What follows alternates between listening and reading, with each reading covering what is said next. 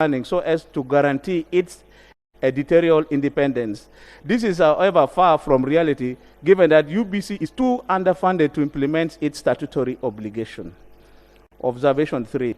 UBC subvention, which includes salaries and wages to staff, was equally affected by 80% reduction on funding to subventions. With this, the corporation may fail to pay staff salaries and other operational activities.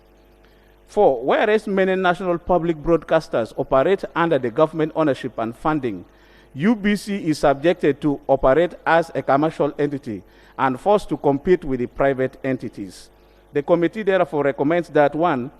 Government should always ensure that Uganda Broadcasting Corporation is adequately funded to enable it to execute its mandate as is guided by the Broadcasting Policy of 2006.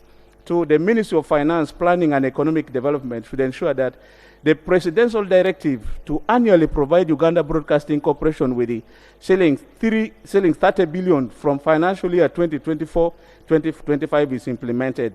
And in interim, to ensure that the supplementary release of a maximum of 24 billion to UBC is provided to achieve efficient performance of the corporation. 3. Uganda Broadcasting Corporation be granted increased support in forms of funding and treated as an entity dispensing public good to the people of Uganda other than as a commercial entity. And recommendation 5, UBC should be provided with UBC should provide attendant work plan and budget to support the proposed budgetary allocations for the financial year 2024 alongside the revamped work plan and costing to enable adequate government planning and funding. Right Honorable Speaker and Honorable Member, on implementation of Phase 3 of the Digital Migration Project. The committee notes that the implementation of digital migration policy was haphazard, uncoordinated, and lacked transparency. The process was rushed more to beat international deadline than to secure the best outcome for Uganda, and as such, its implementation has been greatly affected with a failure to complete Phase 3, which means that the areas whose equipments are out to be, which means there are areas whose equipments are ought to be urgently replaced.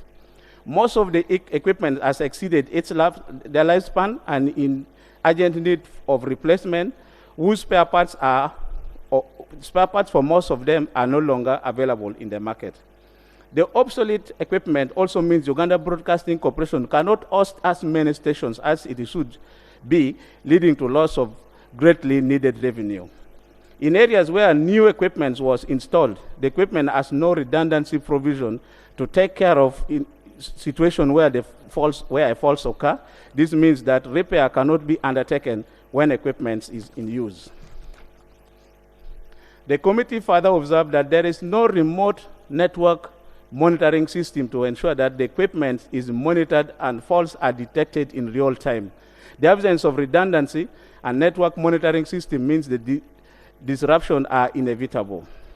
The failure to pay the satellite fee of Uganda shillings of USD 1 million or equivalent of 3.7 billion to Intraset resulted into switching off of satellite connection to the country, and thus as only one Kampala station up and running with the 17 up-country stations off.